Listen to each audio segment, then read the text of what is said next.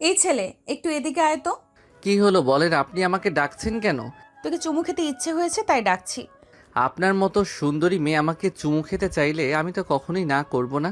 আপনি দাঁড়ান, তাহলে আমি আসছি। এই বলে রাজ চায়ের দোকান থেকে উঠে মেয়েটার পাশে এসে দাঁড়ালো আর তারপর বলতে লাগলো। দিন। বলতে না বলতে রিয়া ঠাস করে রাজের গালে একটা চড় বসিয়ে দিল। যে সে চড় নয়, একদম রাজের গালে 5 আঙ্গুলের ছাপ বসে গেল। রাজ অনেকটা রেগে গিয়ে বলতে লাগলো। কি হলো? আপনি আমাকে এভাবে চড় মারলেন কেন? আপনি তো বলেছিলেন আমাকে চুমু দিবেন, তাই তো আমি চুমু খেতে আসলাম। তোর চেহারাটা একবার আয়নায় দেখেছিস? তোকে আমি চুমু দিব এটা তুই ভাবলি কি করে? এখানে আমার ভাবার কি আছে? আপনি তো নিজেই বলেন আপনি আমাকে চুমু খাওয়ার জন্য ডেকেছেন, তাই তো আমি আপনাকে বললাম চুমু দেওয়ার জন্য। এখন আপনি উল্টে আমাকে এভাবে চড় মারলেন। বেশ করেছি, চট দিয়েছি। মেয়ে মানুষ দেখলে লুতুর পুতুর করতে ইচ্ছে করে, তাই না? এটা তোর জন্য বেশ হয়েছে। এখন আমাকে এই ঠিকানাটা একটু বলে দে। এই বলে রিয়া রাজের দিকে নিজের মোবাইলটা তাক করে ধরলো। রাজ মোবাইলটা হাতে নিয়ে দেখলো এটা তো তাদের বাড়ির ঠিকানা। কিন্তু এই মেয়েটা ওখানে কিসের জন্য যাবে? তাই রাজ মেয়েটাকে বলল। আপনি ওখানে কেন যাচ্ছেন? আমি যেই কারণেই যাই না কেন সেই কৈফিয়ত তোকে দিতে হবে না। তুই যদি ঠিকানাটা জানিস তাহলে আমাকে বলে দে, তা না হলে চুপচাপ এখান থেকে চলে যাও। জানি, কিন্তু আপনার ব্যবহার ভালো নয়, তাই আপনাকে বলবো না। এই বলে রাজ সেখান থেকে চলে যেতে চাইলো। রিয়া সেখান থেকে রাজকে পিছু ডাকে আর বলতে থাকে। আই এম সরি রে, তোর সঙ্গে এরকম করাটা ঠিক হয়নি। আসলে অনেকটা পথ জার্নি করে এসেছি তো মেজাজটা খুবই খারাপ। প্লিজ ঠিকানাটা জেনে থাকলে একটু বলে দে। আর ওয়েট করতে পারছি না, শরীর খুব খারাপ লাগছে। রাজ তখন রিয়াকে বলতে থাকে। দেখুন, আপনি আগে আমাকে এটা বলুন, আপনি ওই বাড়িতে কেন যাবেন? মানে ওখানে আপনার কোনো আত্মীয় আছে নাকি? আত্মীয় তো আছে। আত্মীয় আছে বলেই তো ওই বাড়িতে যাচ্ছি। আমি হয়তো ওই বাড়ির পার্মানেন্টলি সেটেল হওয়ার জন্য যাচ্ছি। আমি আপনার কথার মানে বুঝতে পারলাম না। ওই বাড়ির ছেলের সঙ্গে আমার বিয়ে ঠিক হয়ে আছে। ওই ব্যাপারে এই একটু খোঁজখবর নিতে চাচ্ছি। কথাটা শুনে রাজ একটু চমকে গেল, কারণ ওই বাড়িতে একটাই মাত্র ছেলে আর সেটা হলো রাজ। রাজের সঙ্গে একটা মেয়ের বিয়ে ঠিক হইয়া আছে আর সেই ব্যাপারে কোনো কিছুই জানে না। যাই হোক, রাজ এই মেয়েটাকে এই ব্যাপারে কোনো কিছুই বুঝতে দিল না। সে তখন মেয়েটাকে বলতে লাগলো। দাঁড়ান, আমি একটা রিক্সা ডেকে আপনাকে রিক্সায় তুলে দিচ্ছি। রিক্সা আপনাকে নিয়ে যাবে। আপনি একা গেলে চিনতে পারবেন না। ধন্যবাদ। এই বলে রাজ একটা রিক্সা ডেকে এনে রিয়াকে রিক্সায় তুলে দিল। এদিকে তার বন্ধুরা চায়ের দোকানে বসে বসে এসব কিছুই দেখছিল। রাজ রিয়াকে রিক্সায় তুলে দিয়ে চায়ের দোকানে ফেরত যেতেই তার বন্ধুরা তাকে নিয়ে হাসতে লাগলো। এটা দেখে রাজের একটু মেজাজ খারাপ হয়ে গেল। সে বলতে লাগলো। কি রে, তোরা এভাবে আমাকে দেখে হাসছিস কেন? আমি কি জোকার নাকি আমাকে দেখলে তোদের হাসি পায়? না ভাই, আসলে হিরো সাজতে গেছিল, ভিলেন হয়ে চলে আসছিল। এটা দেখেই হাসি পাচ্ছে। মেয়েটার কাছে সিম্পাতি নেওয়ার জন্য গেছিল, আর মেয়েটা তোকে চর মেরে তাড়িয়ে দিল। রাজ তখন এই ব্যাপারে কোনো কথা না বলে প্রসঙ্গটা পাল্টে বন্ধুদের সঙ্গে গল্প করতে লাগলো। তার বন্ধুরা খুব ভালোভাবে বুঝতে পারলো রাজ একটু লজ্জা পেয়েছে। তাই তার আবার এই বিষয়ে কোনো কথা বাড়ালো না। বেশ কিছুক্ষণ আড্ডা দিয়ে বিকেল 3টার দিকে রাজ বাড়িতে ফিরে আসলো। বাড়িতে এসে কলিং বেল চাপ দিতেই তার আম্মু এসে দরজা খুলে দেয়। তখনই তার আম্মু বলতে থাকে। তোকে বলেছিলাম তোর আন্টির মেয়েকে একটু এয়ারপোর্ট থেকে নিয়ে আসতে, কিন্তু তুই তো সেটা করলি না। তোর কারণে আজ মেয়েটাকে কতটা হেনস্থার শিকার হতে হয়েছে জানিস? তুমি তো জানো ওই মেয়েদের ব্যাপারে আমার আবার এত ইন্টারেস্ট নেই। তাছাড়া ওই মেয়ে আসছে, আসুক, তাতে আমার কি? আর আমার জন্যই বা মেয়েটা হেনস্থার শিকার হতে যাবে কেন? প্রিয়া যখন এয়ারপোর্ট থেকে গাড়ি নিয়ে এসে আমাদের বাজারে নামলো, তখনই কাউকে খুঁজে পাচ্ছিল না। আমাদের বাড়ির ঠিকানাটা বলে দেওয়ার জন্য এত বছর পর মেয়েটা বাংলাদেশে এসেছে। রাস্তাঘাট তেমন কোনো কিছুই কোনোভাবেই চেনে না। তাই অনেক জনের কাছে আমাদের বাড়ির ব্যাপারে জিজ্ঞাসা করে। কেউ রিয়াকে এ ব্যাপারে কোনো সাহায্য করে না। তারপর নাকি একটা ছেলের সঙ্গে রিয়ার খুব ঝামেলা হয়েছিল। তারপর আবার সেই ছেলেটাই নাকি আমাদের বাড়ির ঠিকানা দেখিয়ে দিয়েছে। তাহলে তো হয়েই গেল। এখন আবার এটা নিয়ে এত মাথা ঘামানো কি আছে? ওই বলে রাজ সব কিছু জেনেও না জানার ভান করে সেখান থেকে চলে গেল। আসলে সেই ছেলেটা তো সে নিজেই ছিল, আর মেয়েটা যে ওই মেয়েটা এটা সে ভাবতে পারেনি। আসলে আজ সকালবেলা যখন সে বাসা থেকে বের হচ্ছিল ভার্সিটি যাওয়ার জন্য, তখনই তার আম্মু তাকে এ ব্যাপারে বলেছিল। কিন্তু সে ব্যাপারটাকে কোনো পাত্তা না দিয়ে ভার্সিটিতে চলে গিয়েছিল। একটা মেয়ে আসছে তো আসুক, তাতে তার এত কেয়ারিং দেখাতে হবে কেন?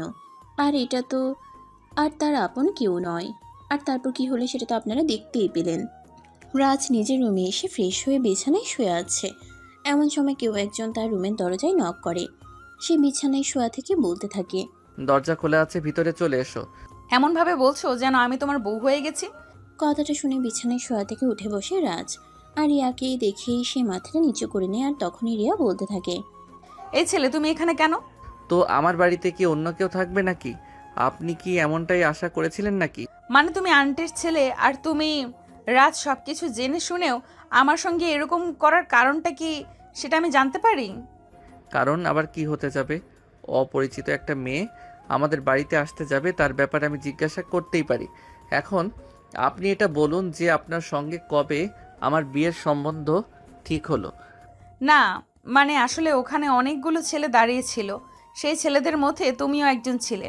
আমি যে দেশে বড় হয়েছি ওই দেশে মেয়েদেরকে কখনোই ইফটিজিংয়ের শিকার হতে শোনি নিতে হবে। ফেসবুকে অনেকবার নিউজ দেখেছি বাংলাদেশে মেয়েরা একটু নিরাপদ নয়, তাদেরকে প্রতিনিয়ত ইফটিজিংয়ের শিকার হতে হয়। তাই তুমি এবং তোমার বন্ধুরা যাতে আমাকে কোনোভাবেই ইফটিজিং করতে না পারো সেই জন্যই আমার এই কথাটা বলা। তবে আপনার মতো সুন্দরীর জামাই হতে পারলেও আমার কিন্তু খারাপ লাগবে না। কথাটা বলেই লজ্জায় মাথাটা নিচু করে নিল রাজ। এদিকে রিয়া মুচকি মুচকি হাসছে আর কিছু বলছে না। এদিকে তখনই রাজের আম্মু তাদের রুমে আসে। আর রাজের আম্মু রাজকে বলতে থাকে, রাজ, তুই তো জানিস আমি তোকে বলেছিলাম তোর আন্টির মেয়ে ডাক্তারি পড়াশোনা শেষ করে বাংলাদেশে একটা প্রজেক্ট এর জন্য এসেছে। ও এখানেই থাকবে কয়েকদিন, এলাকার মহিলাদের নিয়ে কিছু কাজ করবে। আমি চাই তুই ওকে এ ব্যাপারে সহযোগিতা কর। রাজ তার আম্মুর মুখের উপর সেরকম বেশি কখনোই কথা বলে না। তাই রাজ তার আম্মুর কথায় সম্মতি জানায়। যদিও সকালবেলা না জেনে এরকমটা করেছে, কারণ এখন সুন্দরী একটা মেয়েকে নিয়ে ঘোরাঘুরি করলে সেরকম কোনো প্রবলেম হবে না। তাই রাজি হয়ে গেল। এদিকে রাজের আম্মু রাজের সঙ্গে কথা বলা শেষ করে নিজের রুমে চলে গেল। রাজ বিছানা থেকে উঠে বসে আর তখনই রিয়াকে বলতে থাকে, রিয়া এখানে ঠিকই কাজের জন্য এখানে এসেছে। রিয়া তখন বলতে থাকে, আসলে আমি গর্ভকালীন মাতৃসেবা এবং বাচ্চাদের নিয়ে কাজ করছি, তাই আমি এই ব্যাপারের উপর কিছুদিন রিসার্চ করার জন্য এখানে এসেছি। দুনিয়াতে আর অন্য কোনো কাজ খুঁজে পেলেন না অবশেষে কিনা এগুলো কাজ করতে হয়? দেখো, সবারই একটা পছন্দের বিষয় আছে, আর আমার এই বিষয়টার প্রতি ছোটবেলা থেকেই খুব আগ্রহ, তাই আমি এই বিষয়টাকে বেছে নিয়েছি। যাই হোক, আমরা একে অপরকে তুমি করে বলতে পারি। আমাদের বয়সের ব্যবধান কিন্তু খুব বেশি নয়। হ্যাঁ, সেটা তো অবশ্যই। এরপর থেকে দুজন দুজনকে তুমি বলে সম্বোধন করে। রাজ আর রিয়া দুজনে প্রায় সমবয়সী। রাজ রিয়ার থেকে মাত্র 1.5 মাসের বড়, আর রিয়া রাজের থেকে 1.5 মাসের ছোট। রাজ এবছর অনার্স ফাইনাল ইয়ারে পড়াশোনা করছে। আর রিয়ার ব্যাপার তো আপনারা শুনলেনই। রিয়া মেডিকেল সায়েন্সে পড়াশোনা করছে। সে ডাক্তার হতে চায়, তাই কিছু বিষয় নিয়ে রিসার্চ করার জন্য লন্ডন থেকে বাংলাদেশে ফিরে এসেছে। এখানে বেশ কয়েক মাস থাকবে। তার প্রজেক্টের কাজ শেষ হলে এখান থেকে চলে যাবে। তার ব্যাচে বাংলাদেশে আরও 2টা মেয়ে ছিল, তারাও দেশে এসেছে। তারা তাদের নিজেদের বাড়িতে গিয়েছে। কিন্তু রিয়ার নিজের বাড়ি বলতে এখানে কোনো কিছু নেই। তার বাবার কোনো ভাই বোন নেই, তার মায়েরও সেম অবস্থা। বাংলাদেশে তাদের নিজস্ব কোনো আত্মীয় স্বজন না থাকে, তাকে রাজের বাড়িতে এসে পড়তে হয়েছে। রাজের আম্মু আর তার মা বান্ধবী ছিল, তারা দুজনেই একসঙ্গে কলেজ পর্যন্ত পড়াশোনা করেছিল। বিয়ের পরেও তাদের সম্পর্ক ভালোই ছিল। কিন্তু রিয়া যখন এসএসসি পরীক্ষা দেয় তারপরে তার আব্বু তাদেরকে নিয়ে দেশের বাইরে চলে যায়। তারপর থেকে তারা সেখানেই থাকে। তারা দুজনে বেশ কিছুক্ষণ বসে বসে গল্প করে আর তারপর নিজের রুমে চলে যায়। পরদিন ভার্সিটি থেকে দুপুর 2টায় রাজ বাড়িতে ফিরে আসে। তখনই রিয়া রাজকে বলতে থাকে রাজকে নিয়ে এসে একটু বাইরে বের হবে। এলাকাটা তো আর চেনা জানা নয়, কারোর সঙ্গে সেভাবে মিশতে পারবে না, কথাও বলতে পারবে না। হুট করে তো আর কারোর সঙ্গে এভাবে কথা বলা যায় না। তাই রাজ তাকে সঙ্গে নিয়ে গেলে একটু সুবিধা হয়। রাজের আম্মু রিয়ার সঙ্গে সহমত জানালো। তাই রাজ রিয়ার সঙ্গে বের হলো। তারা শহর থেকে বের হয়ে অদূরেই একটা গ্রামে পৌঁছে গেল। রিয়ার প্রজেক্ট নিয়ে কাজ করছে। সে প্রজেক্টের কাজ গ্রামেই করতে হবে, কারণ শহরের মানুষ তো সব কিছুই মোটামুটি জানে। তারা স্বাস্থ্য সম্পর্কে সচেতন। গ্রামের মানুষে এখনও সে আদি যুগে পড়ে আছে। রাজ রিয়াকে নিয়ে একটা বাড়িতে গিয়ে উঠল। তারপর রিয়ার আজকে বাড়ির বাইরে গিয়ে অপেক্ষা করতে বলে। আর রিয়া তখন বাড়ির ভিতরে প্রবেশ করে বাড়ির মহিলার সঙ্গে কথা বলতে থাকে। আসসালামু আলাইকুম আপু, আমি লন্ডন থেকে মা এবং শিশু সেবার প্রজেক্ট নিয়ে এখানে এসেছি। আমি আপনাদের সঙ্গে কিছু কাজ করতে চাই। আপনারা কি আমাকে এই ব্যাপারে একটু সহযোগিতা করবেন? হ্যাঁ আপা, অবশ্যই। আপনারা সাহায্য করবেন না কেন বলুন। আমি আপনাকে কিভাবে সহযোগিতা করতে পারি? আপনাদের পাড়ায় কতজন গর্ভবতী মহিলা এবং ছোট বাচ্চা আছে তাদের একটা লিস্ট দিতে পারবেন আমাকে, এবং তাদেরকে একটু এখানে ডেকে নিয়ে আসতে পারবেন? আমি তাদের সঙ্গে সরাসরি কিছু কথা বলতে চাই এবং তাদেরকে স্বাস্থ্য বিষয়ে কিছু ধারণা দিতে চাই। আচ্ছা আপা, ঠিক আছে, কোনো সমস্যা নেই। আপনি এখানে বসে অপেক্ষা করুন, আমি কিছুক্ষণের মধ্যেই সাব্বিরকে ডেকে নিয়ে আসছি। এই বলে মহিলা রিয়াকে একটা চেয়ার পেতে বসতে দিয়ে বাড়ি থেকে বের হয়ে চলে গেল। প্রায় ঘন্টাখানেক পর অনেকগুলো মহিলার সাথে ছোট ছোট বাচ্চা কাচ্চা নিয়ে ফিরে এলো। সেদিনের প্রজেক্টে রিয়া তাদের সবাইকে শেখালো কিভাবে গর্ভবতী মায়ের যত্ন এবং ছোট বাচ্চার খাবার প্রস্তুত করতে হয়। প্রজেক্টের কাজ শেষ হতে প্রায় সন্ধ্যা হয়ে আসলো। সব কিছু গুছিয়ে নিয়ে রাত 8টার দিকে তারা দুজন বাড়িতে ফিরে আসে। এরপর আরও সপ্তাহ খানেক সময় চলে গেল। সেই দিনও রিয়া আর রাজ দুজনেই প্রজেক্টের কাজে একটা গ্রামে গিয়েছে। রাজ সেদিন একটু দূরে বসে আছে, রিয়া মহিলাদের নিয়ে কথা বলছে। রিয়ার প্রজেক্টের আজকের কাজ ছিল দুটি সন্তানের বেশি নয়, একটি হলে ভালো হয়, এই বিষয় নিয়ে আলোকপাত করা। রিয়া মহিলাদের সঙ্গে কথা বলছে। দেখুন, আমরা আর আদিম যুগে পড়ে থাকবো না। আমরা এখন থেকে শুধু ঘর সংসার আর বাচ্চা কাচ্চা নিয়ে পড়ে থাকবো না। আমরা এখন নিজেদেরকে একটু আপডেট করব। আমরা নারীরা 5-6 বছর বাচ্চা নিতে গিয়ে হারিয়ে ফেলেছি নিজেদের যৌবন, নিজেদের সৌন্দর্য। আমরা এখন আর বছর বছর বাচ্চা নেব না। আমরা এ ব্যাপারে আমাদের স্বামীদের সঙ্গে কথা বলতে পারি এবং তাদেরকে বুঝিয়ে আমরা 2টো বাচ্চার বেশি কখনোই নেব না। একটা হলেই সবচাইতে বেশি ভালো হয়। কথাটা দূরে বসে বসে এই রাত শুনছিল। তার এই কথাটা মোটেও হজম হলো না। সে একটু অন্যরকম টাইপের। তার কাছে মেয়ে মানুষ মানেই হলো বাচ্চা পালন করা আর সংসার নিয়ে ব্যস্ত থাকা। রাজ তখনই সেখান থেকে উঠে আলোচনার সভায় চলে আসে আর মহিলাদেরকে উদ্দেশ্য করে বলতে থাকে, এই যে দেখুন, আপনারা এখানে কী সব উল্টাপাল্টা কথা শিখতে এসেছেন। মহিলাদের জন্যই তো হয়েছে বাচ্চা কাচ্চা পালন করা আর সংসার সামলানোর জন্য। মহিলারা বছর বছর বাচ্চা নেবে না তো কি গরু পালন করবে নাকি? কথাটা শুনে রিয়া কিছুটা রেগে গেল। সে নিজেকে কন্ট্রোল করতে না পেরে রাজকে ঠাস করে একটা চড় বসিয়ে দিয়ে বলতে লাগলো, দেখো, এখানে তোমাকে কথা বলার জন্য নিয়ে আসিনি। এখানে তোমাকে নিয়ে এসেছি শুধুমাত্র আমাকে প্রোটেক্ট করার জন্য। মহিলাদের সঙ্গে কথা বলা আমার কাজ, তোমার নয়। দেখো, একদম বেশি বাড়াবাড়ি হয়ে যাচ্ছে কিন্তু। তুমি মহিলাদেরকে এসব কি উল্টাপাল্টা কথা শেখাচ্ছ? তোমার কারণে তাদের সংসারে অশান্তি হবে, তারা বাচ্চা নিতে চাইবে না, তখন তাদের স্বামীরা তাদের মারধর করবে, এমনকি সংসার ভেঙে পর্যন্ত যেতে পারে। এরকমটা কখনোই হবে না। আর যারা এরকমটা করবে তারা আসল পুরুষই নয়, তারা আসলে কাপুরুষ। যারা নারীদেরকে নিজেদের আয়ত্তে রাখতে চায় তারা কখনোই সিংহ পুরুষ হতে পারে না। রিয়া এই কথাটা বলার সঙ্গে সঙ্গেই আলোচনা সভায় উপস্থিত থাকা সকল মহিলারা রিয়ার সঙ্গে সহমত জানালো। রাজ তখন ভেবাচেকা খেয়ে সেখানে দাঁড়িয়ে রইল। অতঃপর রিয়া আবারও মহিলাদের সঙ্গে কথা বলতে লাগলো। দেখুন, সময় পাল্টেছে, যুগ পাল্টেছে, তাই সময় এসেছে নিজেদের পাল্টানোর। আমরা মেয়ে, তাই বলি কি আমরা মানুষ নই? তাই বলি কি আমাদের নিজস্ব কোনো স্বাধীনতা নেই? আমরা কেন পুরুষের দাবানলে নিজেদেরকে শুধু পোড়াতেই থাকবো? হ্যাঁ আপু, আপনি একদম ঠিক কথা বলেছেন। আমরা এখন আর পুরুষের চাকর হয়ে থাকবো না। আমাদের নিজেদের একটা লাইফ আছে। আমরা আমাদের মতো আমাদের লাইফটাকে চালাবো। বাচ্চা নিতে মন চাইলে বাচ্চা নেব, নয়তো কোনো বাচ্চাই নেব না। আমরা কারো জুলুম আর মেনে নেব না। দেখুন, আমি আপনাদের সবাইকে বলছি, এই মেয়ের উল্টাপাল্টা কথা শুনলে কিন্তু আপনাদের সংসারে অশান্তি হবে, সংসার ভেঙে যাবে। তাই আমি আপনাদের ভালোর জন্যই বলছি, এই মেয়ের উল্টাপাল্টা কথা একদম আপনারা শুনবেন না। আপনাদের মা চাচিদেরকে তো দেখেছেন, তারা কিভাবে স্বামী ভক্ত ছিল, সবাইকে কিভাবে সম্মান শ্রদ্ধা করত। তাহলে আপনারা কেন এই মেয়ের কথা শুনে নিজেদের সংসারে অশান্তি করবেন? দেখো রাজ, একদম ভালো হচ্ছে না। চুপচাপ তুমি সাইডে গিয়ে দাঁড়াও, আমাকে আমার কাজ করতে দাও। এই বলে রিয়া রাজকে হাত ধরে টেনে এনে একটু দূরে দাঁড় করিয়ে দেয়। তারপর সে আবার মহিলাদের কাছে ফিরে যায়। বেশ কিছুক্ষণ কথা বলে সেদিনের মতো আলোচনা সভা শেষ করে বাড়িতে ফিরতে থাকে। গাড়িতে বসে আছে রিয়া আর রাজ।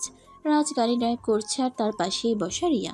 প্রতিদিন প্রজেক্ট শেষ করে ফেরার পথে রাজ রিয়াকে অনেক রকম প্রশ্ন করতে থাকে, কিন্তু আজ কোনো প্রশ্নই করছিল না। এটা দেখে রিয়ার মনে একটু খুচখুচানি লাগতে লাগলো। তখনই রিয়া বলতে থাকে, কি ব্যাপার, আজ দেখছি একদম চুপচাপ বসে আছো? কারণটা কি জানতে পারি? তোমার সঙ্গে কথা বলতে ইচ্ছে করে না, তুমি ওখানে মহিলার সামনে আমার গায়ে হাত তুলেছ। কথাটা শুনে রিয়া সত্যি একটু অপমানিত বোধ করলো। আসলে এটা তো সত্যি, এতগুলো মানুষের সামনে এত বড় ছেলেটার গায়ে হাত তোলা একদমই ঠিক হয়নি। তাই রিয়া রাজকে সরি বলল এবং তার কাছে ক্ষমা চাইলো, কিন্তু রাজ তাকে কোনোভাবেই ক্ষমা করবে না। এই কথা শুনে রিয়া বারবার রাজের কাছে ক্ষমা চাইতে থাকে। তখনই রাজ রিয়াকে বলে সে যদি রাজের সঙ্গে ফুচকা খেতে চায় তাহলেই রিয়াকে ক্ষমা করবে। এই কথা শুনে রিয়া যেন একদম হাতে আকাশ নাগাল পেল। আসলে রিয়া দেশের বাইরে থেকে বড় হলেও ফুচকা তার খুব পছন্দের খাবার। সে এই খাবারটা খুব মজা করে খায়, তাই সেই লাফাতে লাফাতে রাজকে বলে। হ্যাঁ অবশ্যই, কেন নয়, আমি তোমার সঙ্গে ফুচকা খেতে যাব। এই বলে দুজন একটা ফুচকার দোকানে চলে গেল। রাজ তখন রিয়াকে বলতে লাগলো রাজ অনেক বেশি ফুচকা খেতে পারে, সহজেই তাকে কেউ এই ব্যাপারে টেক্কা দিতে পারে না। তখনই রিয়া তাকে বলে, দেখো, আমি কয়েক বছর ধরে দেশের বাইরে পড়াশোনা করলেও আমি কিন্তু জন্ম নিয়েছি বাংলাদেশে। সেই সূত্রে কিন্তু আমি বাংলাদেশের নাগরিক। আর বাংলাদেশের মেয়েরা ফুচকা খেতে পারে না, তাদেরকে ফুচকা খাইয়ে কোনো ছেলে হারিয়ে দেবে, এটা কিন্তু মোটেও বোধগম্য নয়। তুমি আমার সঙ্গে চ্যালেঞ্জ করো, আমি তোমাকে ফুচকা খাইয়ে হারিয়ে দেব। এই বলে তারা দুজনে ফুচকা খাওয়া শুরু করে। ফুচকাওয়ালাকে তাদেরকে ফুচকা বানিয়ে দিতে বলে, আর দুজনে ইচ্ছে মতো ফুচকা খেতে থাকে। কারোরই যেন খাওয়া শেষ হয় না। দেখতে দেখতে রাজ প্রায় 40টার মতো ফুচকা খেলো, আর এদিকে রিয়ার খাওয়া এখনো শেষ হয়নি। সে তো খেয়েই চলেছে। রাজ তখন বলতে লাগলো সে আর খেতে পারবে না, কিন্তু রিয়া তখনও খাচ্ছে। সে প্রায় 55টার মতো ফুচকা খেলো, তারপর বলতে লাগলো, দেখলে তো, আমি যে তোমাকে আগেই বলেছিলাম ফুচকা খাওয়াই কেউ আমাকে হারাতে পারবে না। আমি সেই ছোটবেলা থেকে ফুচকা খেতে খুব ভালোবাসি। আমি যখন স্কুলে পড়তাম প্রায়ই এই বিষয়টা নিয়ে আমার বান্ধবীদের সঙ্গে বাজি ধরতাম, এবং সব সময় আমি সেই বাজিতে জিততাম। তাই ভয়ে কেউ আমার সঙ্গে বাজি ধরে ফুচকা খেতে চাইতো না। হ্যাঁ, সেটাই তো দেখতে পাচ্ছি। যেখানে আমার কোনো বন্ধুরাই আমার সঙ্গে ফুচকাকে ফেটে উঠতে পারে না, সেখানে তুমি আমাকে হারিয়ে দিলে সত্যি। ওই বলে দুজন ফুচকা খাওয়া শেষ করে গাড়িতে উঠে বসলো এবং কিছুক্ষণের মধ্যেই বাড়িতে পৌঁছে গেল। বাড়িতে আসতে না আসতেই রাজের আম্মু রাজকে বলতে থাকে, কি ব্যাপার, আজ আগামীকাল থেকে নাকি তোর পরীক্ষা? তুই তো এ ব্যাপারে আমাদের কাউকে কোনো কিছুই বললি না। আমার পরীক্ষা, এটা আবার সবাইকে ঢোল দিয়ে বলার কি আছে? এটা আবার কেমন ধরনের কথা? আমি তো সেটাই বুঝতে পারছি না। তোর যে কাল পরীক্ষা সেটা তো তুই আমার কাছে বললি না, তাই নাকি? আম্মু, আমি এখন বড় হয়েছি, নিজের পড়াশোনা আর পরীক্ষার প্রস্তুতি আমি নিজেই নিতে পারি, তাই এই ব্যাপারে আমি কাউকে কিছু বলিনি। তাছাড়া এমন তো নয় যে আমার পরীক্ষা তুমি দিয়ে আসবে। কথাটা শুনে রিয়া কিছুটা রেগে গেল। আসলে বড়দের সঙ্গে অসভ্যতামি করে কথা বলা রিয়া একদমই পছন্দ করে না। তাই রিয়া রাজকে বলতে থাকে, রাজ, তোমার কাছ থেকে আমি এরকম আচরণ কখনো আশা করিনি। উনি তোমার আম্মু হন, তুমি ওনার সঙ্গে ভদ্রভাবে কথা বলো। রিয়ার এই কথা শুনে রাজ কিছুটা লজ্জা পেল এবং তার আম্মুকে সরি বলল। তারপর সে নিজের রুমে চলে গেল আর পড়তে বসলো। পরের দিন সকালবেলা ঘুম থেকে উঠে এসে তাড়াতাড়ি করে ফ্রেশ হয়ে রেডি হয়ে পরিচয় দেওয়ার জন্য তৈরি হলো। তখনই পেছন থেকে রিয়া রাজকে বলতে থাকে, আমি যাব তোমার সঙ্গে। তুমি আবার আমার সঙ্গে কোথায় যাবে? তোমাকে যেতে হবে না। মেয়েটা তোর সঙ্গে যেতে চাইছে, তুই মেয়েটাকে নিচ্ছিস না কেন? তোর সঙ্গে নিয়ে যা। আমি এটাতে সারাদিন একা একাই বাসায় থাকে। প্রজেক্টের কাজের জন্য যদিও একটু বাইরে যায়, তারপর তো সারাটা দিন বাড়িতেই থাকতে হয় একা একা। ওরও বোরিং লাগে। নিয়ে যা, তোর ক্যাম্পাস থেকে একটু ঘুরে আসবে। রাজ তখন তার আম্মুর কথার আর কোনো উত্তর না দিয়ে নিজের সঙ্গে নিয়ে নিল রিয়াকে। তারা দুজনে বাইকে করে পরীক্ষার হলে এসেছে। রাজ বাইকটা সাইড করে নামতেই তার বন্ধুরাই এসে তাকে ঘিরে ধরলো আর কানাকানি করে বলতে লাগলো, কি ব্যাপার রাজ? কিছুই তো বুঝতে পারছি না। এই মেয়েটা তোর সঙ্গে এখানে কেন? কেন? কোনো সমস্যা আছে নাকি? না, তুই বউ নিয়ে ঘোরাঘুরি করবি, এতে আমাদের কেন কোনো সমস্যা থাকতেও যাবে? একদম উল্টাপাল্টা কথা বলবি না, তাহলে কিন্তু খুব খারাপ হয়ে যাবে বলে দিলাম। এই মেয়ে আমার বউ হতে যাবে কোন দুঃখে? দেখ, আমাদের সঙ্গে একদম মিথ্যা কথা বলিস না। আমরা খুব ভালো করেই জানি এই মেয়েটার সঙ্গে তোর বিয়ে ঠিক হয়ে আছে, তাহলে মিথ্যা কেন বলছিস? আরে ভাই, এ হলো আমার আম্মুর বান্ধবীর মেয়ে, লন্ডন থেকে একটা প্রজেক্টের কাছে এখানে এসেছে, তাই কিছুদিন আমাদের বাড়িতে থাকছে। সে আমার বউ হতে যাবে কোন দুঃখে? সত্যি বলছিস ভাই? এই মেয়েটা তোর বউ হয় না? তাহলে একটা কাজ কর, ওর সঙ্গে আমাকে একটু সেটিং করে দিয়ে। মেয়েটাকে আমার বেশ পছন্দ হয়েছে। তোর যদি মেয়েটাকে এতই পছন্দ হয়ে থাকে তাহলে তুই নিজেই কথা বলে নে। আমাকে কেন বলছিস? আমি এই ব্যাপারে মোটেও ইন্টারেস্ট নই। এই বলে রাজ তার বন্ধুদেরকে পাশ কাটিয়ে ভিতরে চলে গেল। পরীক্ষা শেষ হতেই রাজ ক্যাম্পাস দিয়ে বের হলো। তখনই রিয়া তার সামনে দাঁড়ালো আর তারপর বলতে লাগলো, সকালবেলার রাজের বন্ধুরা কি নিয়ে কী কথা বলছিল। রাজ তখন কথাটা ঘুরিয়ে দেওয়ার জন্য বলতে থাকে তার বন্ধুরা অন্য একটা বিষয় নিয়ে কথা বলছিল, কিন্তু রিয়া বিষয়টা সম্পূর্ণ শুনে নিয়েছিল। তাই বলতে থাকে তার সঙ্গে মিথ্যে বলার কোনো প্রয়োজন নেই, তার সঙ্গে যেন সত্য কথা বলে। তাই রাজ তাকে সমস্ত সত্য কথা খুলে বলে। তখনই রিয়া বলতে থাকে, বাংলাদেশের ছেলেদের এই একটাই সমস্যা, ওরা মেয়ে দেখলেই প্রেম করতে চায়। ওরা এরকম কেন আমি সেটাই বুঝতে পারি না। রাজ তখন তার কথার আর কোনো উত্তর না দিয়ে বাইকের কাছে চলে গেল, আর তারপর বাইক স্টার্ট করলো। এটা দেখে রিয়া বাইকে এসে উঠে বসলো, আর তারপর দুজনে মিলে বাসায় চলে আসলো। বাসায় আসতে না আসতেই রাজের আম্মু তাকে তার পরীক্ষা কেমন হয়েছে এ ব্যাপারে জানতে চায়। রাজ তখন তার আম্মুকে জানায় তার পরীক্ষা আলহামদুলিল্লাহ ভালোই হয়েছে। দেখতে দেখতে পরীক্ষা প্রায় শেষের পথে দিনগুলো ভালো হয়েই যাচ্ছিল। পরীক্ষার ফাঁকে ফাঁকে প্রজেক্টের কাজে গ্রামে নিয়ে যেত। আবার রাজের যখন পরীক্ষা থাকতো তখন রিয়া রাজের সঙ্গে তার ভার্সিটিতে যেত। দুজনে মিলেমিশে খুনসুটি করে দিনগুলো কাটিয়ে দিচ্ছিল। সেদিন রাজের শেষ পরীক্ষা ছিল, তাই সকাল সকাল ভার্সিটিতে চলে গেছিল। তখনই রাজের বন্ধু রাজকে বলতে থাকে, দোস্ত, তোকে একটা কাজ করে দিতে বললাম, কিন্তু তুই তো আমাকে সেই কাজটা করেই দিলি না। তুই এমন কেন বলতো? সবার বন্ধুরা তাদেরকে কথা সহযোগিতা করে, কিন্তু তুই তো আমাকে কোনো সহযোগিতাই করিস না। আমি আবার তোকে কি করলাম? তাছাড়া আমি বা তোকে কি সহযোগিতা করব? তখনই রাজের বন্ধুরা রাজকে রিয়ার ব্যাপারে বলে রিয়ার সঙ্গে তাকে একটু কথা বলিয়ে দিতে। সে রিয়াকে পছন্দ করে, রিয়ার সঙ্গে সম্পর্ক করতে চায়। তখন রাজ বলতে থাকে এ ব্যাপারে তার বন্ধুকে কোনো সহযোগিতা করতে পারবে না, কারণ রিয়া তাদের বাড়ির মেহমান, আর মেহমানের সঙ্গে এরকম করাটা একদমই ঠিক নয়। তাছাড়া তার আম্মু যদি জানতে পারে এ ব্যাপারে তাহলে তাকে খুবই বকাবকি করবে। এই বলে রাজ সেখান থেকে চলে গেল। পরীক্ষা শেষ হওয়ার পর দুজনেই বাড়িতে চলে আসে। বাড়িতে আসতে না আসতেই রিয়া বলতে থাকে, আজ থেকে তো তোমার পরীক্ষা শেষ, তুমি এখন নিশ্চিন্তে থাকতে পারবে। কিন্তু আমার কাজ শেষ করতে মনে হয় আরও সপ্তাহখানিক সময় লেগে যাবে। হ্যাঁ, তো কি হয়েছে? এখন তো আর আমার কোনো কাজ নেই, তাই আমি তোমাকে সহযোগিতা করতে পারবো, কোনো সমস্যা হবে না। এর পরের দিন থেকে সকাল সকাল রিয়া আর রাজ প্রজেক্টের কাজের জন্য গ্রামে বেরিয়ে যেত, আর তারপর সারাদিন কাজ করে বিকেলে বাসায় ফিরে আসতো। এই কয়দিনের রাজ রিয়ার প্রতি কেমন যেন একটা দুর্বল হয়ে পড়েছে। তার রিয়ার প্রতি কেমন যেন একটা অন্যরকম অনুভূতি হয়। খাবার না খেলে তার জন্য দুশ্চিন্তা হয়। রিয়া একটু বাইরে গেলে ফিরে আসতে দেরি হলে তার জন্য দুশ্চিন্তা হয়। রিয়া ঘুম থেকে দেরিতে উঠলে তার শরীর খারাপ হলো কিনা সেটা জানতে ইচ্ছে করে। কেন এরকম হচ্ছে রাজ কিছুই বুঝতে পারছে না। এই তো সেদিনের কথা। রিয়া আর রাজের আম্মু একটু শপিং করার জন্য বাইরে বের হয়েছিল। তাদের ফিরে আসতে প্রায় রাত 11টার মতো বেজে যায়। এদিকে রাজ পরপর ফোন দিয়ে চলেছে, কিন্তু রিয়ার ফোন সুইচ অফ ছিল, আর রাজের আম্মু ফোন নিয়ে যায়নি। এটা দেখে রাজ অনেক বেশি চিন্তিত হয়ে পড়ে, আর তাদেরকে খোঁজ করার জন্য বাসা থেকে বের হতে থাকে। তখনই তাদের বাড়ি বাসার সামনে এসে পৌঁছায়। রাজ গাড়ি থেকেই দৌড়ে যায় গাড়ির সামনে। রিয়াকে দেখে বলতে থাকে রিয়ার ফোন অফ কেন? রিয়া তখন বলে, আসলে আমার ফোনের চার্জ শেষ হয়ে গেছে, তাই ফোনটা অফ হয়ে গেছে। বাড়ি থেকে বের হওয়ার আগে ফোনটা তো একবার চেক করে নেবে, ফোনে ঠিকঠাক চার্জ আছে কিনা সেটা জেনে নেওয়া উচিত ছিল। সরি, আসলে খেয়াল করিনি। যাই হোক, তোমাকে এত চিন্তিত দেখাচ্ছে কেন? কোনো কিছু কি হয়েছে নাকি? তখন রাজ বলতে থাকে বাড়ি থেকে দুজন মানুষ বের হয়ে গেছে, তাদের সঙ্গে কোনোভাবেই যোগাযোগ করা যাচ্ছে না। এতটা সময় কেটে গেছে, দুশ্চিন্তা হওয়াটাই তো স্বাভাবিক। তখন রিয়া বলতে থাকে দুজন মানুষের প্রাপ্তবয়স্ক এবং বাইরের জগৎ সম্পর্কে যথেষ্ট জ্ঞান আছে, তাহলে এত চিন্তা করার কি আছে? তারা তো সামনে হলে বাড়িতে চলে আসবে। এই বলে রিয়া আর রাজের আম্মু দুজনেই বাড়ির ভিতরে চলে গেল। এদিকে দেখতে দেখতে রিয়ার প্রজেক্টের কাজ শেষ হয়ে গেল, তার লন্ডন ফিরে যাওয়ার সময় হয়ে আসলো। এটা শুনে রাজ অনেক বেশি চিন্তিত হয়ে পড়ল। তার কেন জানি রিয়ার জন্য অনেক বেশি মায়া লাগে। রিয়াকে ছাড়া সে কোনো কিছুই ভাবতে পারে না। পড়তে বসতে, শুতে, খেতে সব কিছুতেই শুধু রিয়ার কথা চিন্তা করতেই তার ভালো লাগে। রিয়া সেদিন বিকেলবেলা ছাদে বসেছিল, তখনই রাস্তার পার সে এসে বসে আর বলতে থাকে, তুমি কি সত্যি লন্ডনে চলে যাচ্ছ? এখানে আর কয়টা দিন থেকে গেলে ভালো হতো না? হ্যাঁ, আমি তো সত্যিই চলে যাচ্ছি।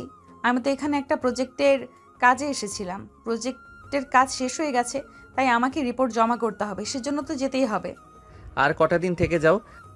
তখন রিয়ার রাজকে বুঝিয়ে বলে তার প্রজেক্টের কাজ শেষ হয়ে গেছে এবং সময়ও শেষ হয়ে গেছে, তাই এখন আর তাকে এখানে থাকা চলবে না, তাকে লন্ডনে ফেরত যেতে হবে। এর পরের দিন রিয়া লন্ডনে যাবার উদ্দেশ্যে রওনা দিবে। রেডি হয়ে বসে আছে। রাজের আম্মু রাজকে বলেছে রিয়াকে এয়ারপোর্ট পর্যন্ত পৌঁছে দিতে, কিন্তু রাজ তার নিজের রুমে বসে আছে। তার কোনো কিছুই ভালো লাগছে না, চুপচাপ বসে বসে কান্না করতে ইচ্ছে করছে। রাজের আম্মু তখন রাজের রুমে আসে। রাজকে এভাবে বসে থাকতে দেখে নেয়। প্রশ্ন করেন কি হয়েছে, রাজ তখন উত্তর দেয়। আম্মু রিয়াকে বলো না আর কিছুদিন এখানে থেকে যেতে। আরে বাবা, ওর টাইম শেষ হয়ে গেছে, তাহলে এখন আর সেখান থেকে যাবে কিভাবে? প্লিজ তুমি একবার ওকে বলে দেখো, তাহলে হয়তো সে থেকে যেতে পারে। রাজার আম্মু তখন বিষয়টা বুঝতে পারেন, হয়তো এতদিন ধরে রাজা আর রিয়া দুজন একসঙ্গে আছে, তাদের মধ্যে একটু হলেও মায়া লেগেছে, দুজন দুজনের প্রতি একটু হলেও টান তৈরি হয়েছে। এটা দেখে রাজার আম্মু বলতে থাকেন। আমার ছেলেটা কি প্রেমে পড়েছে নাকি? এটা তুমি কেমন কথা বলছো?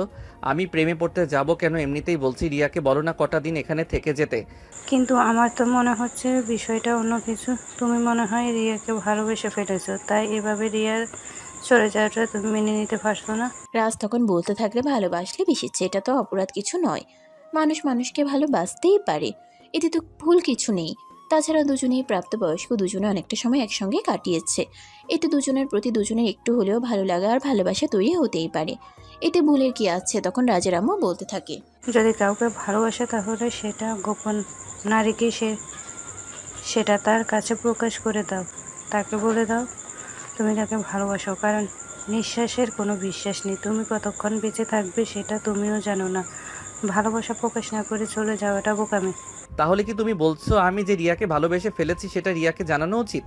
তখন রাজের আম্মু বলতে থাকে, হ্যাঁ অবশ্যই, কারণ ভালোবাসা জিনিসটাই এরকম, মানুষের মন কখন কেমন হয় সেটা কেউ বলতে পারে না।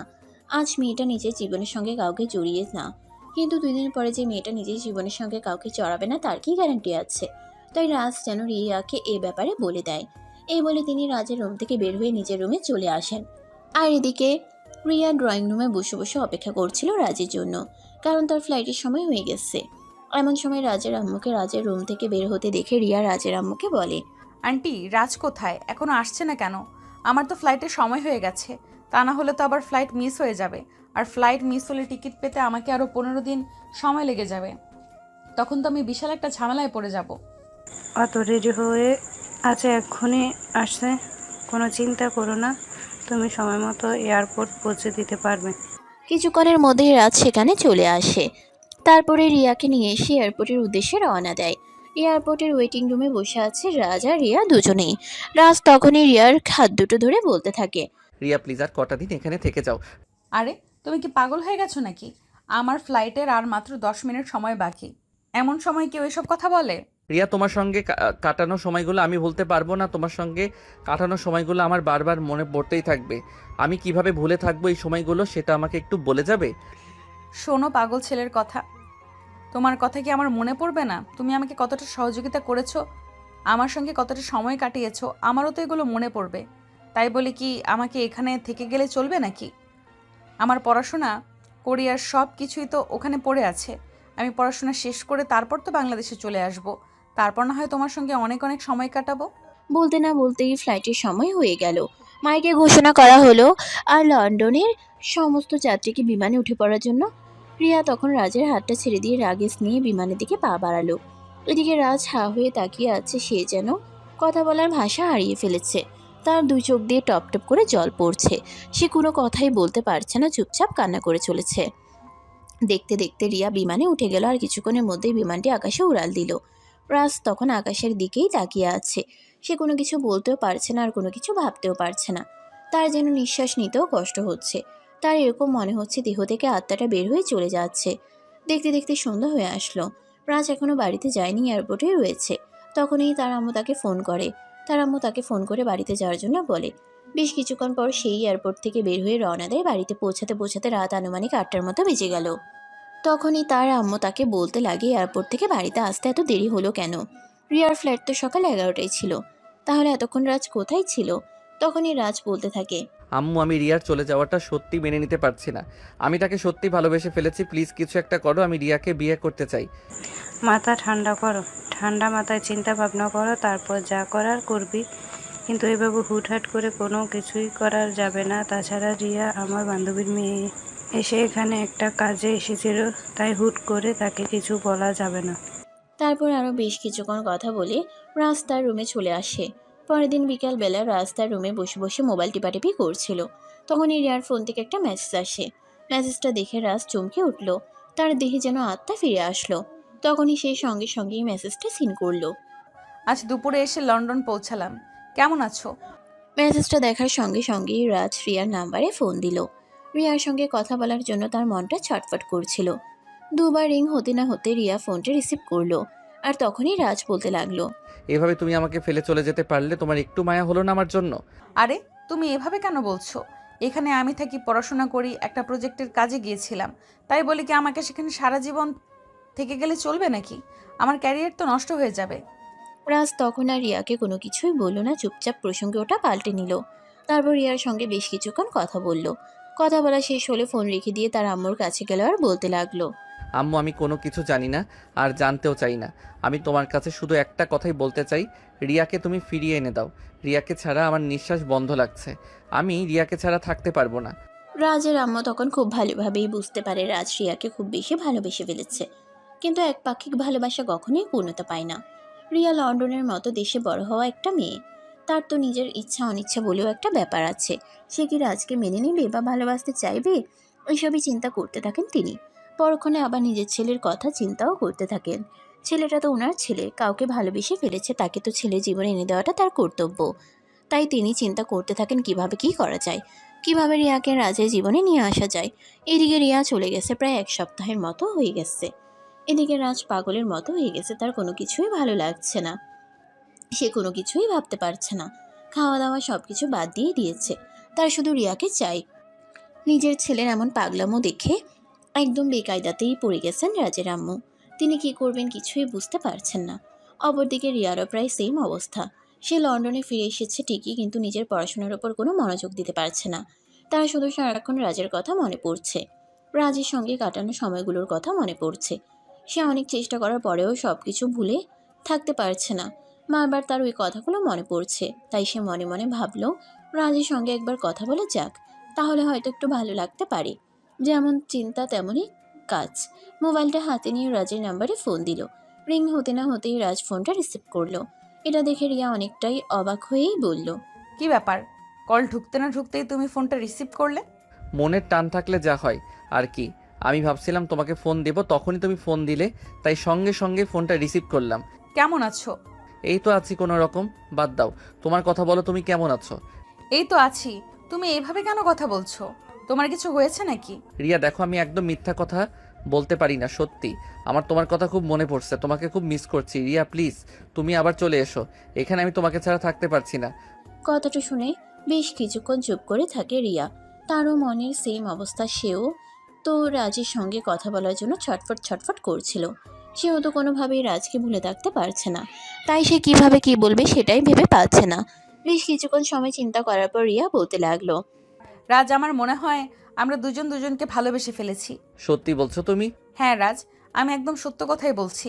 এখানে প্রজেক্টের কাজ শেষ করে এসেছি ঠিকই, কিন্তু অন্য কোনো কাজে কোনোভাবেই মন বসাতে পারছি না। সব সময় শুধু তোমার কথাই মনে পড়ছে, বারবার শুধু তোমাকে নিয়ে চিন্তা হচ্ছে। তখন রাজ বন্দি থাকে এটাকেই হয়তো ভালোবাসা বলে। তারপর তারা দুজনে মিলে বেশ কিছুক্ষণ কথা বলে, আর তারপর দুজনে মিলে সিদ্ধান্ত নেয় তারা এই ব্যাপারে তাদের ফ্যামিলিকে জানাবে এবং ফ্যামিলির সঙ্গে কথা বলে এই ব্যাপারে ফাইনাল কোনো সিদ্ধান্ত নেবে। এই বলে তারা দুজনে কথা বলা শেষ করে তারপর রাজ তার আম্মুর রুমে চলে যায়। আর তার আম্মু তখন বসে বসে টিভি দেখছিল। রাজ রুমে যেতেই তিনি টিভি বন্ধ করে রাজের দিকে তাকালেন। রাজকে আজ একটু খুশিই দেখাচ্ছে, এটা দেখে তিনি বলতে লাগলেন, কি ব্যাপার বাবা, তোকে আজ একটু খুশি খুশি লাগছে? কোনো খুশি খবর আছে নাকি? হ্যাঁ, আমি সত্যি আজ আমি অনেক খুশি। এই বলে রাজ তার আম্মুকে জড়িয়ে ধরে লাফাতে শুরু করলো। তার আনন্দ যেন আর ধরে না। তার এরকম আনন্দ দেখে তার আম্মু অনেক খুশি হলো, কারণ এতদিন পর নিজের ছেলেকে এভাবে আনন্দ করতে দেখছেন, এটা তো খুশি হওয়ারই কথা। তাই তিনি ছেলের এই আনন্দটাকে উপভোগ করতে লাগলেন। বেশ কিছুক্ষণ পর রাজ তার আম্মুকে বলতে লাগলো, আমি রিয়ার সঙ্গে কথা বলেছি, রিয়াও আমার সঙ্গে একমত। তার নাকি আমার মতোই ফিল হচ্ছে। সে বলছে সে ওটা কি আমার প্রেমে পড়ে গেছে। তুই সত্যি বলছিস তো? রাজের আম্মু রাজের কথা বিশ্বাস করতে চাইছিল না। তাই রাজ যখন রিয়ার সঙ্গে কথা বলছিল তখন ফোনের কল রেকর্ডিং সেভ করে রেখেছিল। তখনই রাজ তার আম্মুকে সেই কল রেকর্ডিং শোনালো। রাজের আম্মু কল রেকর্ডিং শুনে অনেক খুশি হলো এবং তিনি সিদ্ধান্ত নিলেন তিনি নিজেই রিয়ার আব্বু আম্মুর সঙ্গে এই ব্যাপারে কথা বলবেন। হাজার হলেও তারা তো মেয়ের মা বাবা, তারা তো আর নিজের থেকে এসে পাত্রপক্ষের সঙ্গে মেয়ের বিয়ের ব্যাপারে কথা বলতে পারে না। তাই তিনি পরের দিন রিয়ার আম্মুর কাছে ফোন দিলেন। অতঃপর সব কিছু খুলে বলেন। সব কিছু শুনে রিয়ার আম্মু বলে, এটা তো খুবই ভালো খবর, কারণ তুই আর আমি তো সেই ছোটবেলা থেকেই ঠিক করে রেখেছিলাম তোর ছেলের কাছে আমার মেয়েকে বিয়ে দেবো। এখন যেহেতু ওরা নিজে থেকেই এই সিদ্ধান্ত নিয়েছে, তাহলে তো আমাদের খুশি হবার কথা। হ্যাঁ, সেই কথা তো মনে আছে, কিন্তু এখন তো সময় পাল্টেছে, অনেকটাই সময় পেরিয়ে গেছে। মানুষের মত বদলাতে তো আর বেশিক্ষণ সময় লাগে না। তাই তোর সঙ্গে কি ব্যাপারে কথা বলা। তখন রিয়ার আম্মু বলতে থাকে চিন্তার কোনো কারণ নেই, তিনি নিজের থেকে কখনো সিদ্ধান্ত পাল্টাতেন না। রিয়া যেহেতু এখনো পড়াশোনা করছে তাই তিনি এ ব্যাপারে একদম চুপ ছিলেন। অপরদিকে রাজও তো পড়াশোনা করছিল। তাদের পড়াশোনাটা শেষ হলেই তিনি এই ব্যাপারে কথা বলতেন, হাজার হোক ছোটবেলার বান্ধবীর সঙ্গে দেয়া কথা। সেটা কি আর এভাবে ফেলে দেওয়া যায়? নাকি হাজার হোক কথা তো দেওয়া হয়েছিল। তারপর তারা দুজনে মিলে সিদ্ধান্ত নেয় রিয়ার পড়াশোনা শেষ হলেই তারা বাংলাদেশে ফিরে আসবে এবং রিয়াকে রাজের হাতে তুলে দেবে।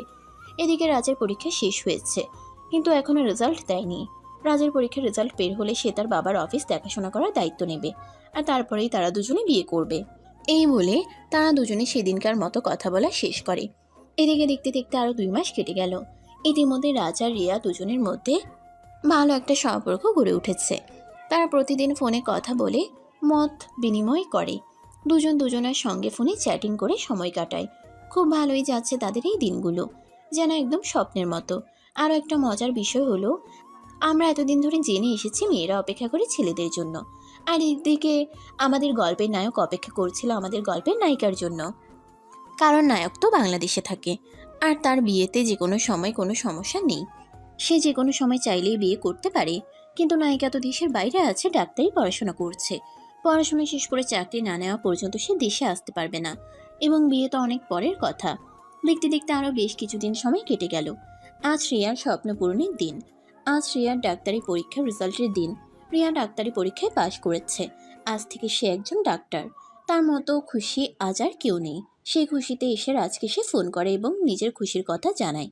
সব কিছু শুনে রাজ এবং তার ফ্যামিলির মানুষ সবাই অনেক খুশি হয়, এবং সেই সঙ্গে রাজ বলতে থাকে, প্রিয়তমা, তোমার তো আমার কাছে চলে আসার দিন ঘনিয়ে এসেছে। তো কবে আসছো? আমি তো আর অপেক্ষা করতে পারছি না। তোমার জন্য খুব মন টানছে। মন চাইছে পাখির মতো উড়াল দিয়ে তোমার কাছে চলে যাই, কিন্তু এভাবে তোমার যাওয়া যায় না। তাই তুমি চলে আসো, তারপর না হয় তোমাকে আমি আমার বউ বানিয়ে গড়ে তুলে নিব। আর যদি না আসি? না, এসে যাবে কোথায়? তোমার তো আর অন্য কোথাও যাওয়ার জায়গা নেই, কারণ তোমার তো অন্য কোনো ছেলের সঙ্গে সম্পর্ক নেই। এই প্রেম, তোমার বাবা মা কোনো ছেলের সঙ্গে তোমার বিয়েও ঠিক করে রাখেনি, তাই তোমাকে আমার কাছে আসতে হবে। অন্য কোথাও যাওয়ার কোনো পথ নেই। এই বলে তারা দুজনে হাসি ঠাট্টা তামাশা করতে থাকে। এইভাবেই তাদের কথা বলতে বলতে রাত পেরিয়ে ভোর হয়ে গেল। কখন যে সময় কেটে গেল তারা কেউই টেরই পেল না। ফজরের আজান দিবে এমন সময় রিয়া ফোন কেটে দিয়ে ঘুমিয়ে পড়ে। এদিকে রাজও ভালোবাসার মানুষটার সঙ্গে কথা বলতে বলতে এতটা সময় কেটে গেছে এটা সে টেরই পায়নি। রিয়া ফোন কেটে দেওয়ার পর সেও বিছানায় শুয়ে ঘুমিয়ে পড়ল। ইতিমধ্যে তারও পরীক্ষার রেজাল্ট দিয়েছে। সেও ফার্স্ট ডিভিশন ফার্স্ট ক্লাস পেয়ে পাশ করেছে। তার বাবাও এই কয়েকদিনের মধ্যে অনেকবারই তাকে ব্যবসায় জয়েন করার জন্য বলেছে, কিন্তু সে তাদের সবাইকে জানিয়ে দিয়েছে বিয়ের আগে সে কোনো কাজ করবে না। যা কাজ করে সব বিয়ের পরে করবে। আগে সে রিয়াকে বিয়ে করুক। রিয়াকে আগে নিজের করে পাক, বউয়ের সঙ্গে একটু ভালো সময় কাটাবে, তারপর না কাজ নিয়ে চিন্তা করবে। এর আগে যদি কাজে ঢুকে পড়ে তখন তো আর বউকে সময় দিতে পারবে না। সারাক্ষণ শুধু কাজ কাজ আর কাজের মধ্যেই ডুবে থাকতে হবে। দেখতে দেখতে কেটে গেল আরও 1 সপ্তাহ। রিয়ার তারপরও ফ্যামিলি সহ বাংলাদেশে আসার জন্য প্রস্তুত। তাই তো রিয়া রাজকে ফোন দিল আর বলতে লাগলো তারা পরের দিনই বাংলাদেশে আসছে। এই কথা শুনে রাজ অনেক বেশি খুশি হলো। সে সেদিনও দৌড়ে গিয়ে তার আম্মুকে জড়িয়ে ধরে বলতে লাগে, আম্মু, আজ আমার কি খুশি লাগছে সেটা তোমাকে আমি বলে বোঝাতে পারবো না। রিয়া তার ফ্যামিলি সহ আগামীকালকে বাংলাদেশে ফিরে আসছে এবং খুব শীঘ্রই আমার বউ হতে চলেছে। এতটা ডাকডুল পিটাতে হবে না। রিয়ার আম্মুর সঙ্গে গতকালকে আমার কথা হয়েছে, আমি সব কিছু শুনেছি। জানো আম্মু, আজ আমার কি খুশি লাগছে সেটা আমি তোমাকে বলে বোঝাতে পারবো না। রিয়াকে ছাড়া এতদিন সময়গুলো আমার কিভাবে খেতে চাই সেটা আল্লাহ ভালো জানে। কি যে কষ্ট হয়েছে আমার সেটা আমি কাউকেই বলে বোঝাতে পারবো না। হয়েছে, আমাদেরকে বোঝাতে হবে না। তুমি তোমার রিয়াকে বুঝিয়ে দিও, তাহলেই হবে। সে যদি তোমাকে বুঝতে পারে তাহলে সেটাই হবে আমাদের জন্য সবচাইতে বড় পাওয়া। এরপর মা ছেলে বসে বসে প্ল্যান করতে থাকে বিয়েতে কি কি করবে, কি কি কেনাকাটা করবে আর কি কি আয়োজন করবে। এভাবে দেখতে দেখতে কখন যে রাত পেরিয়ে সকাল হয়ে গেল সেটা তারা কেউই টেরই পেল না। সকালবেলা তাড়াতাড়ি করে ঘুম থেকে উঠে রাজ আর তারপর তার আম্মুকে ঘুম থেকে ডেকে তুলে আর বলতে থাকে তার আম্মু এখনো কেন নাক ডেকে ঘুমাচ্ছে। আজ তার রিয়ার দেশে আসার কথা, সেটা উনি ভুলে গেছেন কেন? উনি সকালবেলা ঘুম থেকে উঠে রিয়ার জন্য তার পছন্দের খাবারগুলো রান্না করছেন। না, রিয়া তো তার আম্মুর হাতের রান্না খাবার অনেক পছন্দ করে। তখন তার আম্মু বলতে থাকে রিয়া ঢাকায় এসে পৌঁছাতে বিকেল ৩টার মতো বেজে যাবে। আর বাসায় আসতে আসতে প্রায় বিকেল ৪টা। তাহলে এত সকাল সকাল রান্না করার কি আছে? এত আগে রান্না করে রাখলে সমস্ত খাবার ঠান্ডা হয়ে যাবে। তখন রাজ বলতে থাকে এত হেয়ালি করলে তো সময় কোন দিক দিয়ে বেরিয়ে যাবে সেটা টেরই পাওয়া যাবে না। তাই তার আম্মুকে সে এখনই রান্নার প্রস্তুতি নিতে বলে। তার আম্মু ছেলের পাগলামোর কাছে হার মেনে কোনো উপায়ান্তর না পেয়ে চলে গেল রান্নাঘরে। আর তারপর নিজের হাতে হবু পুত্রবধূর জন্য তার পছন্দের অনেক রকম খাবার রান্না করলো। এদিকে রাজের সময় যেন আর কাটতে চাইছে না। সে বারবার রিয়াকে ফোন করছে আর কোন পর্যন্ত এসেছে সেসব ব্যাপারে জানতে চায়। এদিকে ফোন রিসিভ করতে করতে রিয়া একদম বিরক্ত হয়ে গেছে, কারণ একটা মানুষ কতটা পাগল হলে 5 মিনিট পর পর ফোন দিয়ে জানতে চায় তারা কোথায় আছে। রিয়া অনেকটা বিরক্ত হয়ে রাজকে বলতে থাকে, রাজ, আমরা 2 মিনিটের রাস্তা আসছি না যে তাড়াতাড়ি চলে আসতে পারবো। আমরা অনেকটা রাস্তা আসছি। লন্ডন থেকে বাংলাদেশে মোটেও কিন্তু সহজ পথ নয়। তাই তুমি এইভাবে বারবার ফোন করো না। আমার সাথে ফ্যামিলির মানুষ আছে, তাদের সামনে তোমার সাথে কথা বলতে পারি। তারা মনে মনে কি ভাবছে সেটা একবার ভেবে দেখেছো? তোমাকে ছাড়া আমার সময় কাটছেই না, তাহলে আমি কি করব বলো? আমার 2 মিনিট সময় 2 বছরের মতো লাগছে, আর কে কি মনে করলো না করলো তাতে আমার কিছু যায় আসে না। আমি আমার হবু বউয়ের সঙ্গে কথা বলছি, এতে কারোর কিছু মনে করার কি বা আছে? অপরদিকে রিয়া অনেকটা বিরক্ত হয়ে ফোনটা কেটে দিল। তার বাবা মা তার সঙ্গে আছে, বাবা মায়ের সামনে এভাবে হবু হাজবেন্ডের সঙ্গে কথা বলা যায় নাকি? বিকেল ৩টা বাজতে না বাজতেই রাজ এয়ারপোর্টে চলে গেল। অপেক্ষা করছে কখন রিয়া বাংলাদেশে এসে পৌঁছাবে। এদিকে সেদিন আবহাওয়াগত একটু সমস্যা থাকার কারণে প্লেন ঢাকা এয়ারপোর্টে অবতরণ করতে প্রায় বিকেল 4:30টার মতো বেজে গেল। এয়ারপোর্ট থেকে বের হতে দেখেই রাজ দৌড়ে গিয়ে রিয়াকে জড়িয়ে ধরল। রিয়া এমন অবস্থায় অনেকটাই লজ্জায় পড়ে গেল, কারণ পেছনে ছিল তার বাবা মা। বাবা মায়ের সামনে যে ছেলেটার সঙ্গে এখনো বিয়ে হয়নি সেই ছেলেটা এভাবে জড়িয়ে ধরেছে, এতে অনেকটাই অপ্রস্তুত অবস্থায় পড়ে গেছে রিয়া। সে তখন রাজকে বলতে থাকে তাকে ছেড়ে দেওয়ার জন্য, কিন্তু কোনোভাবেই ছাড়বে না। সে যেন আকাশের চাঁদ হাতে পেয়েছে, ছেড়ে দিলেই যেন চলে যাবে এরকম একটা অবস্থা। তাই রিয়া বলতে থাকে তাকে, এই পাগল ছেলে, আমি এখানে সারা জীবনের জন্য চলে এসেছি, আর কখনোই কোথাও যাব না। প্লিজ তুমি আমাকে ছেড়ে দাও। বাবা মা এখানে আছে, তারা কি মনে করবে ভেবে দেখেছো একবারও? আমি আমার হবু বউকে জড়িয়ে ধরেছি, এতে সমস্যা কি আছে? আমি তো আর রাস্তা থেকে মেয়ে ধরে এনে তাদেরকে জড়িয়ে ধরিনি। এই বলে 5 মিনিট ধরে হাক করার পর রাজ রিয়াকে ছেড়ে দেয়। তারপর রিয়ার বাবা মার সঙ্গে সালাম দিয়ে কুশলাদি বিনিময় করে তাদেরকে নিয়ে বাসায় চলে আসে। অপরদিকে রান্না বান্না সবকিছু শেষ করে খাবার টেবিলে সাজিয়ে রেখে অপেক্ষা করছিলেন রাজের আম্মু। তাদেরকে দেখা মাত্রই রাজের আম্মু তাদের সঙ্গে কুশল বিনিময় করলো এবং তাদের বিশ্রাম নিতে বলল। বেশ কিছুক্ষণ বিশ্রাম নেওয়ার পর রাজের আম্মু তাদেরকে নিয়ে খাবার টেবিলে চলে আসলো। তিনি আজ রিয়ার পছন্দের সমস্ত খাবার রান্না করেছেন। এটা দেখে রিয়া অনেক বেশি খুশি হয়েছে, কারণ দেশের বাইরে থাকাকালীন সময়ে বাংলাদেশের খাবার সে খুব বেশি মিস করত।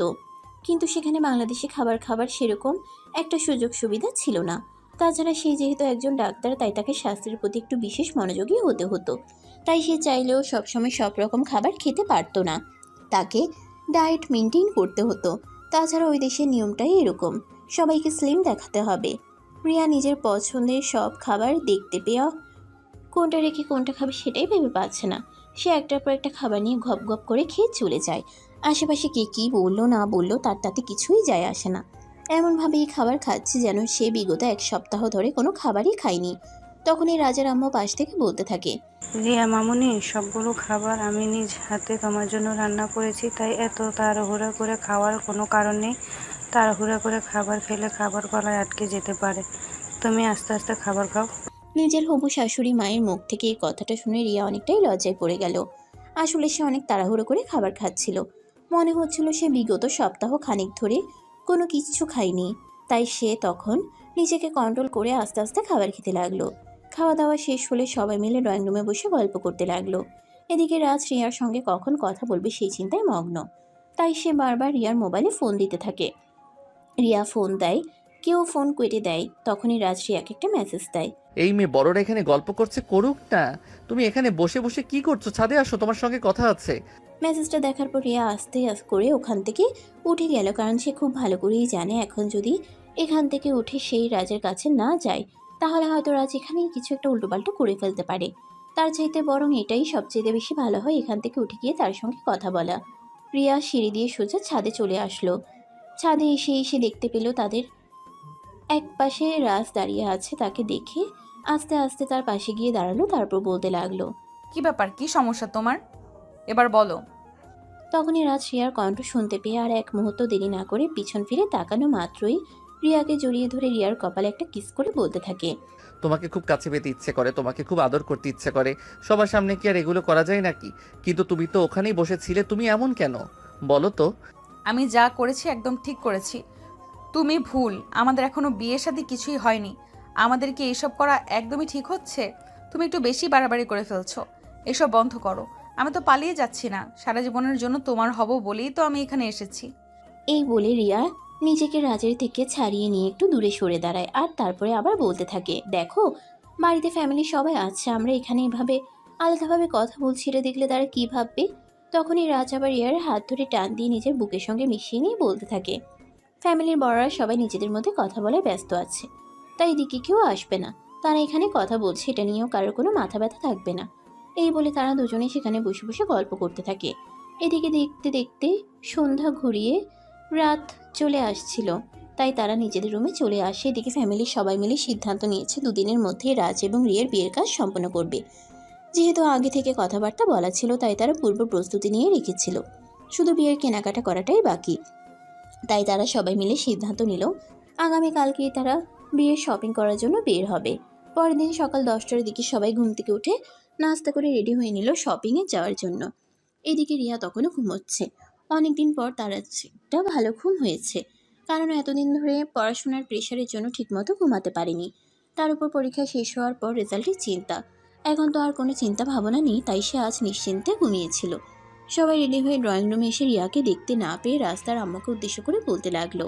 আম্মুর রিয়ার কথায় রিয়াকে কোথাও দেখতে পাচ্ছি না কেন? সে কি এখনো ঘুম থেকে ওঠেনি নাকি?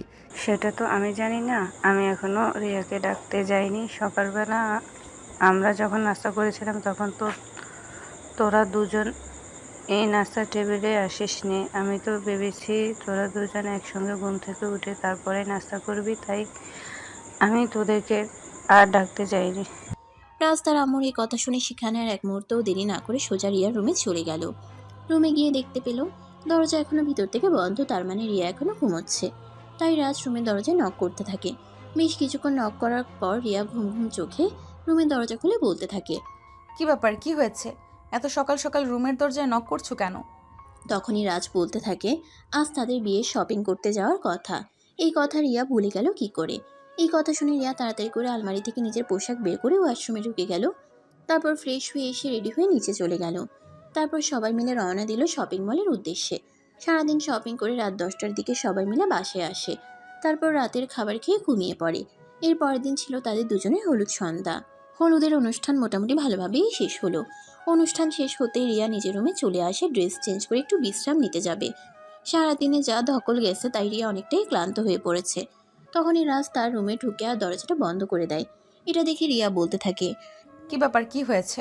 আমি তো কিছুই বুঝতে পারছি না। তুমি এভাবে রুমের দরজা কেন বন্ধ করছো? বাড়িতে এত মেহমান আছে, তা তারা দেখলে কি বলবে? কেউ দেখবে না, সবাই নিচে আছে। এদিকে মনোযোগ দেওয়ার সময় কারণ নেই, কারণ বউটাকে ছাড়া থাকতে পারি না তো। আমি কি করব বলো? তাই তো বারবার তোমার কাছে ছুটে চলে আসি। আরে বাবা, এই তো একটা দিনের ব্যাপার, কাল থেকে তো আমি পুরোপুরি তোমার হয়ে যাচ্ছি। তাহলে সমস্যা কোথায়? এখন চুপচাপ এখান থেকে চলে যাও। এই বলে রিয়া রাজকে রুম থেকে বের করে দিল। রাজ তখন আর কোনো উপায় না পেয়ে সেখান থেকে চলে গেল। এদিকে পরের দিন খুব ধুমধামের সঙ্গে তাদের বিয়ের অনুষ্ঠান শেষ হলো।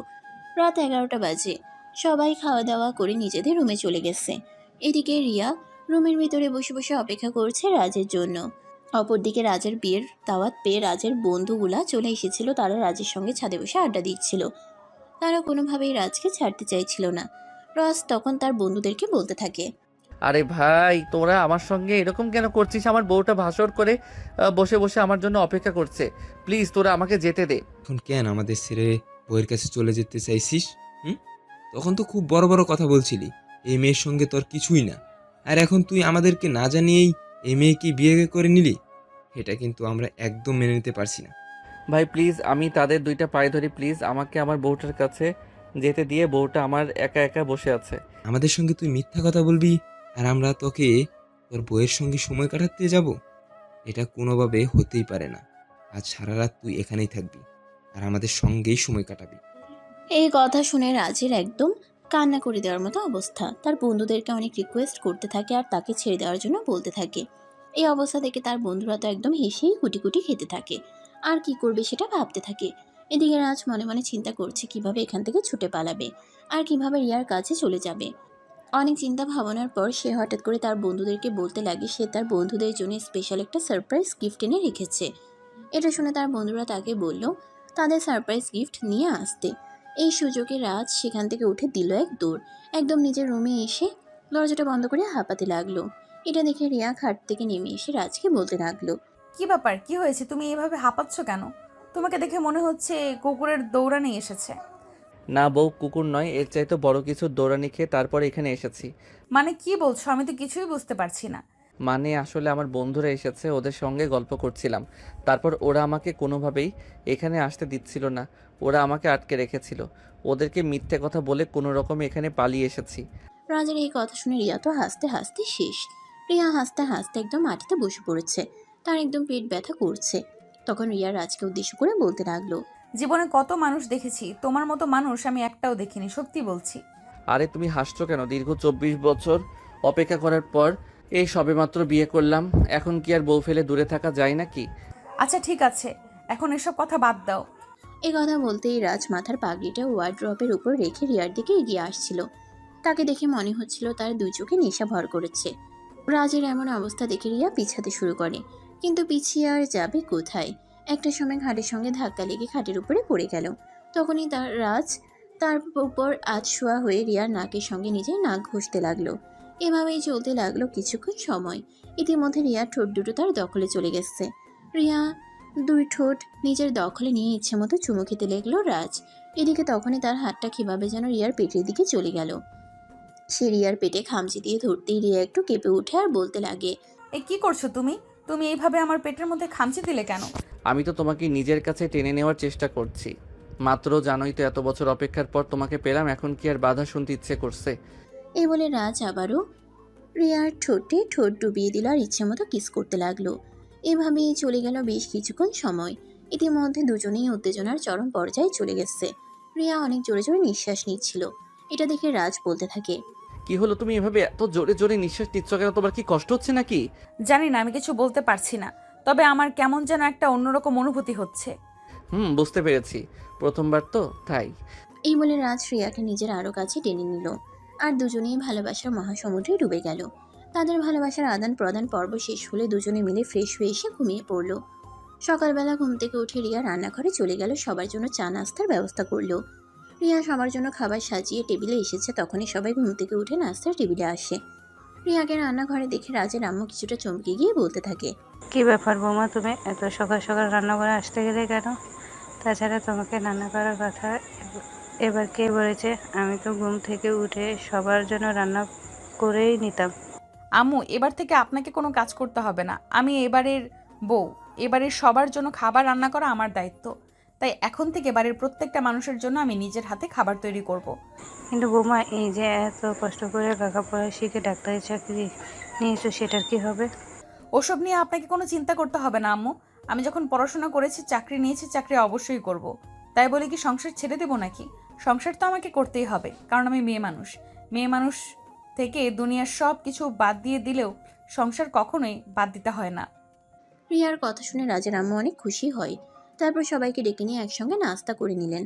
এদিকে রিয়ার আব্বু আম্মু বাংলাদেশ ফিরে এসেছে ঠিকই, কিন্তু তাদের এখানে নিজেদের কোনো বাড়িঘর নেই।